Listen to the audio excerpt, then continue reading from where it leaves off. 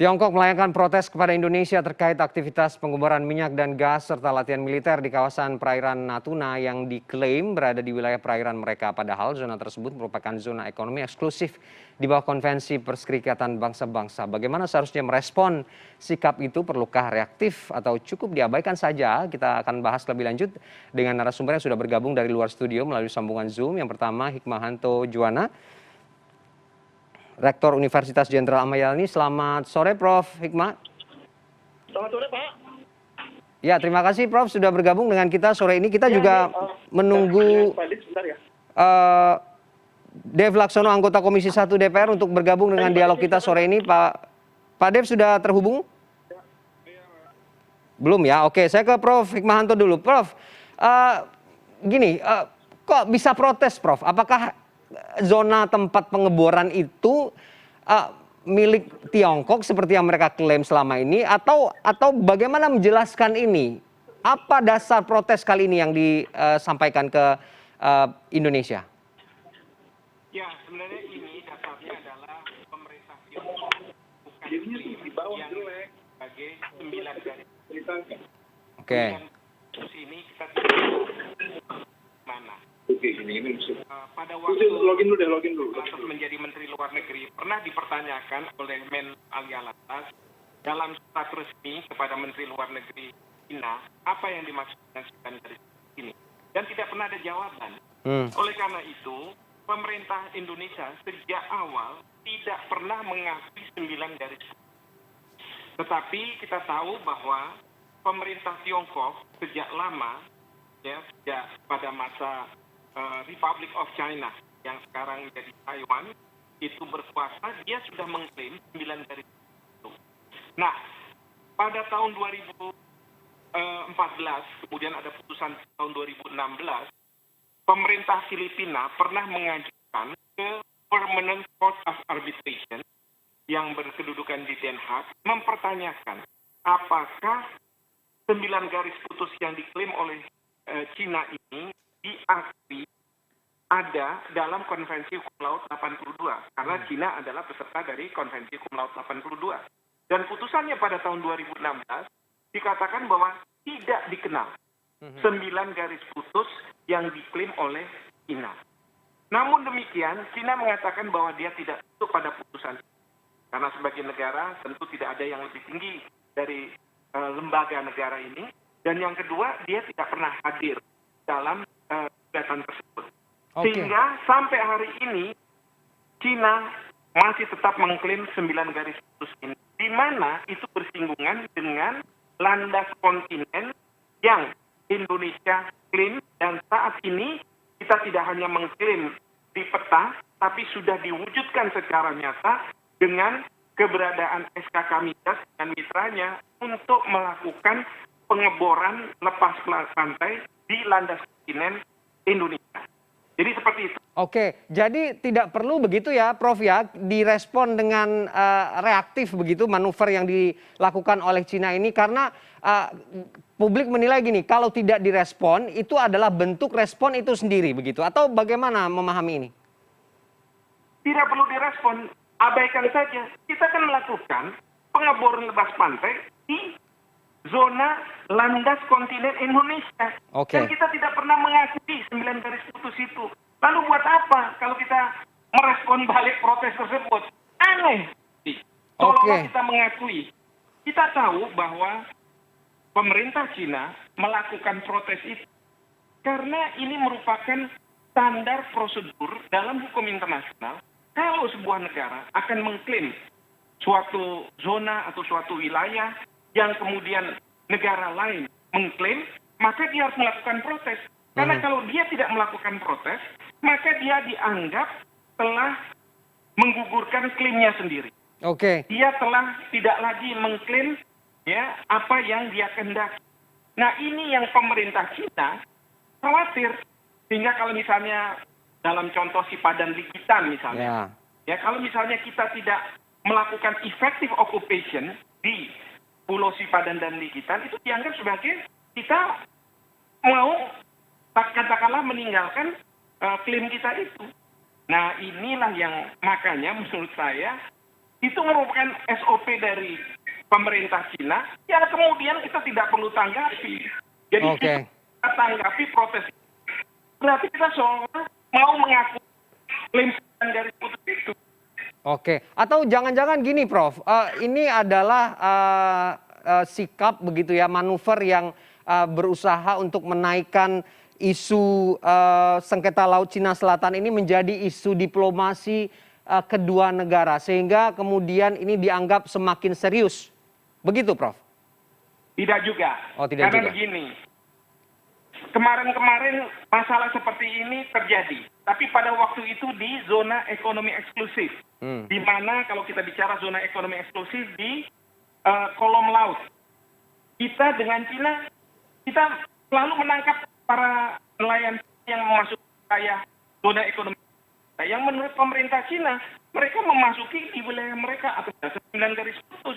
Dan masalah seperti ini sampai kiamat nanti akan terus ada. Karena apa? Kita tidak mengakui apa yang diklaim oleh Cina, Cina juga tidak mengakui apa yang kita klaim. Oleh karena itu, kita tidak usah kemudian berpikir bahwa ini ada eskalasi, akan ada perang terbuka. Tidak. Masalah seperti ini 6 bulan lagi akan muncul, 1 tahun lagi akan muncul, kita nggak tahu. Oke. Ya. Tapi ini akan berulang. Dan kita harus biasakan hidup seperti ini. Oke. Dan tidak perlu kemudian mengganggu hubungan bilateral yang diadakan antara pemerintah Indonesia dengan pemerintah. Oke, jadi perlu ditegaskan ya, Prof, Indonesia ini memiliki kewenangan penuh begitu ya untuk mengeksplorasi sumber daya alam yang berada di kawasan zona ekonomi eksklusif yang memang diakui dari konvensi PBB. Saya ke Betul sekali. Bang Dev. Bang Dev sudah bergabung ya dengan kita ya? Ya, Oke. gimana, Pak?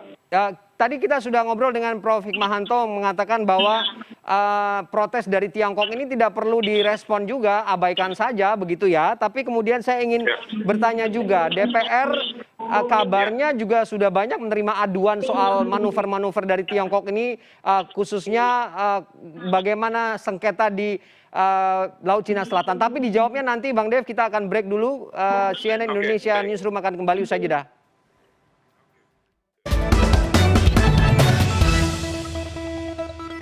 Kita kembali dalam diskusi kita sore ini masih dengan Profesor Hikmahanto Juwana dan juga Dev Laksono masih bergabung ya dengan kita ya, Prof dan Bang Dev. Oke, masih terjadi gangguan komunikasi dengan Dev Laksono untuk. Oke, Bang Dev sudah clear audionya, sudah terdengar dengan jelas ya. Lebih jelas? Oke, baik. Saya langsung ke Anda. Gini, kabarnya sudah banyak aduan juga ya soal sengketa di Laut Cina Selatan ini. Yang terbaru soal protes Tiongkok terhadap aktivitas pengeboran minyak dan gas dan juga latihan militer di sana. Ya. Apa sebenarnya cerita di balik itu? Apakah sudah ditanya ke pemerintah sikap apa yang diambil? Karena kata Profesor tadi tidak perlu direspon, diabaikan saja. Ya memang itu benar karena kita berpegang kepada aturan yang ada bahwa sesuai undang-undang dan keputusan daripada nama ininya Pak Prof yang lebih tahu ya, UTLOS-nya ya. Akan tapi sudah jelas bahwa itu adalah wilayah kita dan ya pasti selama kita kan ada non-claimant state di sana dan ya selama masih ada perbedaan pandangan dari beberapa negara pasti akan selalu ada sikap-sikap tersebut dari negara China. Oke, artinya tetap menjalankan kita dan juga pemerintah juga perlu terus meningkatkan justru keberadaan pemerintah kita. Kenapa? Karena selama kehadiran kita itu di sana minim, itu akan membuat sepertinya kita itu agak takut, khawatir, atau juga kita tidak memiliki kemampuan untuk mengelola daerah tersebut. Maka itu presence daripada Indonesia di wilayah Laut Natuna itu terus harus ditingkatkan. Baik apakah itu nelayan, apakah itu patroli, military exercise, dan juga hunting, juga ini adalah usaha-usaha dari kita untuk menegaskan kehadiran kita dan kepemilikan kita akan wilayah tersebut. Oke, agak terganggu ya audionya. Saya ke Prof. Hikmahanto dulu, Pak. Prof, gini, kalau kemudian situasi-situasi seperti ini terjadi di kemudian hari dan ada sikap tegas dari pemerintah Indonesia, ini dianggap publik menjadi situasi yang dilematis. Kita tahu kondisi hubungan bilateral khususnya ekonomi dan perdagangan investasi cukup dekat, tapi kemudian kalau ada sikap yang tegas, ini dikatakan akan bisa mengancam begitu ya hubungan baik itu. Tapi kalau tidak jadi leluasa, bagaimana menengahinya, Prof? Jadi gini, kita perlu memberikan pemahaman kepada publik bahwa kalau kita bicara mengenai masalah perbatasan, negara yang melakukan klaim tidak akan pernah mundur 1 inci pun dari klaim mereka. Itu yang kita harus pahami. Oke. Kedua, bahwa di banyak negara, saya ambil contoh Korea Selatan dengan Jepang, Jepang dengan Rusia, mereka sampai hari ini punya masalah juga perbatasan, apakah itu nanti di darat, di laut, nggak ada masalah. Mereka tetap melakukan hubungan bilateral, bahkan juga multilateral, ya sebagaimana yang mereka lakukan. Ingat, masalah seperti ini memang bisa diselesaikan melalui perundingan negosiasi. Tapi yang jadi masalah kita dengan Cina adalah kita saling tidak mengakui batas-batas itu. Kita tidak saling Indonesia tidak mengakui 9 garis putus, ya. Pemerintah Indonesia selalu mengatakan kalau kita bicara Laut Cina Selatan, maka kita hanya punya permasalahan dengan Malaysia dan Vietnam. Tidak ada yang lain. Itu sudah benar, sudah tepat bahwa kita tidak punya masalah dengan Cina karena kita nggak mengakui 9 garis putus itu. Tetapi sebaliknya Cina juga tidak mengakui klaim kita baik itu di zona ekonomi eksklusif maupun di landas kontinen, ya, sehingga apa? Cina akan terus membanjiri nelayan-nelayannya untuk mengambil ikan di wilayah yang mereka sebut sebagai 9 garis putus itu. Dan ini yang merupakan sesuatu yang baru ya dari pemerintah Cina karena mereka kan selama ini mengatakan di 9 garis putus ini adalah traditional fishing ground, ya. Fishing, artinya apa? Ikan. Tetapi sekarang mereka protes ketika kita mengambil. Artinya apa? Traditional fishing ground itu, fishing itu sudah ditafsirkan sebagai tidak hanya kolom air, tetapi di dalam dasar laut. Nah ini yang kita tentu harus waspadai. Kalau menurut saya kita teruskan karena eksplorasi mungkin sudah selesai sekarang masuk ke tahap eksploitasi. Dan harus Bakamla melakukan pengamanan di sana. Saya katakan Bakamla karena kalau kita bicara TNI Angkatan Laut, mereka itu adalah penegak kedaulatan. Penegak kedaulatan itu berhenti sampai 12 mil. Ya, karena laut teritorial itu sampai 12 mil. Tapi ke sana itu yang kita haki bukan wilayah, tetapi sumber daya alam. Kalau ZEE di kolom air, sementara kalau di dasar laut itu kita bicara, di bawah dasar laut itu kita bicara soal landas kontinen. Demikian. Prof, kalaupun kemudian komunikasi diplomatik atau nota diplomatik yang akan disampaikan oleh Kementerian Luar Negeri begitu ya, kira-kira akan seperti apa bunyinya? Kementerian Luar Negeri mana? Cina maksudnya? Atau dari Indonesia? Dari Indonesia? Nggak ada. Ngapain kita perlu buat komunikasi, kita menjawab protes Cina. Orang kita nggak menganggap pernah bermasalah dengan Cina. Itu kan wilayah kita. Karena kabarnya informasinya dari Indonesia juga sudah mengirimkan nota diplomatik begitu ya untuk mengkomunikasikan ini begitu. Nanti kita coba konfirmasi. Tapi nggak perlu seperti itu. Buat apa? Ya, kalau misalnya melakukan seperti itu, Kementerian Luar Negeri salah. Harus katakan seperti itu. Dan saya nggak pernah dengar Kementerian Luar Negeri melakukan jawaban terhadap protes diplomatik itu. Ini zona ekonomi eksklusif landas kontinen Indonesia. Kita melakukan eksplorasi, eksploitasi di zona ekonomi eksklusif dan landas kontinen. Selesai. Tegas di situ ya, tidak ada kompromi begitu untuk situasi tersebut. Saya ke Bang Dev. Bang Dev, bagaimana dukungan politik DPR akan seperti apa nanti kalau kemudian di waktu yang tidak terduga manuver-manuver seperti ini akan terjadi lagi? Ya, kalau terjadi lagi sih pasti akan terjadi lagi. Kenapa? Oke. Karena memang itu sifatnya daripada negara Cina dan apalagi mengenai Laut Cina Selatan. Mereka akan pasti terus melakukan mungkin bukan agresi akan tapi terus melakukan usaha-usaha diplomatik untuk terus mengklaim seluruh wilayah Laut Cina Selatan. Akan tapi yang tadi Prof sudah sebut utarakan bahwa memang klaiman kita kan hanya tinggal dengan Malaysia dengan Vietnam, dengan Cina tidak ada urusan sama sekali.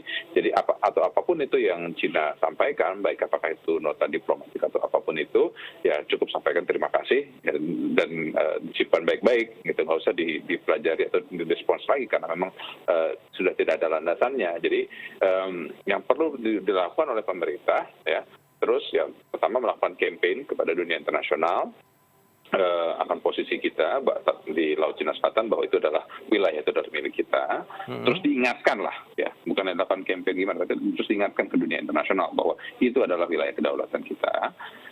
Satu, terus dua, juga terus meningkatkan presence kita di wilayah sana. Ya, apakah kita dengan para nelayan kah, ataukah apakah itu eksplorasi dan eksploitasi di wilayah atau patroli.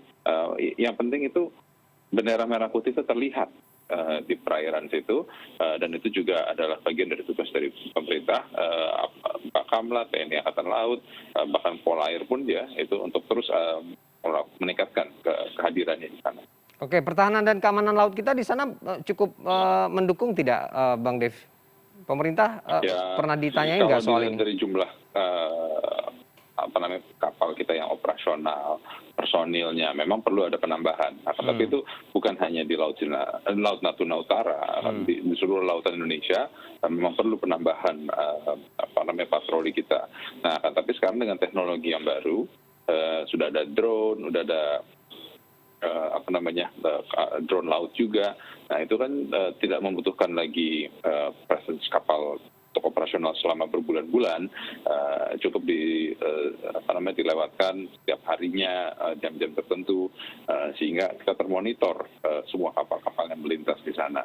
Okay. Tapi juga penting juga untuk dari Kementerian Kelautan untuk mendukung meningkatkan kapasitas dan kapabilitas para nelayan kita, agar mereka itu bisa beroperasional dan juga bisa mencari ikan dengan waktu yang lama di wilayah yang luas.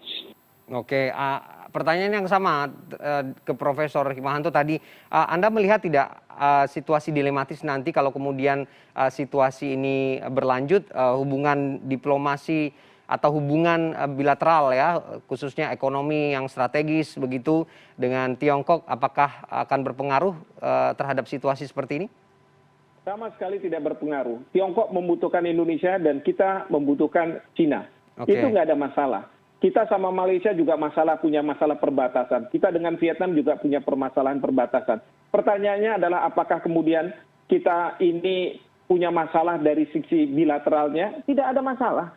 Ya, ini sesuatu yang lumrah, sesuatu yang wajar. Sekali lagi, setiap negara tidak akan mundur satu inci pun dari klaim yang mereka lakukan. Apakah klaim itu berdasarkan, kalau Indonesia, Konvensi Hukum Laut 82, tetapi kalau Cina, klaim historis. Ya silahkan saja mereka melakukan klaim historis itu. Ya. Yang mana yang kuat, Prof, biasanya? Tidak pernah mengakui. Oke, kalau adu kuat yang mana yang kuat ini, klaim ini? Begini, kalau dalam konteks hukum internasional, ya masyarakat internasional, memang kita nggak bisa bicara kalau adu kuat. Kita ini bukan dalam konteks hukum nasional, kalau misalnya sudah ada putusan pengadilan, kemudian akan diikuti. Ya. Di dalam pengalaman praktek negara-negara, maka meskipun katakanlah kayak Amerika Serikat pernah kalah di Mahkamah Internasional, sekarang Cina sudah kalah di PCA, tetapi karena mereka negara yang punya uang, yang punya kekuatan militer, maka mereka akan mendominasi di wilayah-wilayah tersebut. Ya, tapi sekali lagi kita Indonesia, walaupun mungkin kemampuan militer kita tidak sebanding dengan Cina, tapi kita tetap melakukan apa yang harus kita lakukan, dan yakin sama saya secara geopolitik tidak akan kemudian muncul eskalasi menjadi perang terbuka. Kalaupun itu terjadi, di belakang kita ini banyak negara yang akan membantu. Bahkan Perserikatan Bangsa-Bangsa juga sudah akan siap membantu karena berdasarkan pasal 51 Piagam PBB, the right to self defense, itu nanti Dewan Keamanan PBB itu bisa menurunkan kalau misalnya ada serangan dari satu negara terhadap negara lain ya untuk membantu negara yang diserang ini. Oke. Jadi seperti itu. Jadi jangan khawatir. Ya. Oke. Dan kemudian juga jangan terlalu berpikir bahwa ini akan eskalasi kemudian hubungan baik menjadi tidak bersahabat lagi dan sama sekali tidak. Oke. Oke, baik, Prof. Hikmahanto Juwana, terima kasih sudah berbagi perspektif dengan kita. Bang Dev Laksono juga sudah bergabung dengan kita sore ini. Kita akan kembali dalam dialog selanjutnya. Terima kasih. Selamat sore. Yuk. Selamat sore.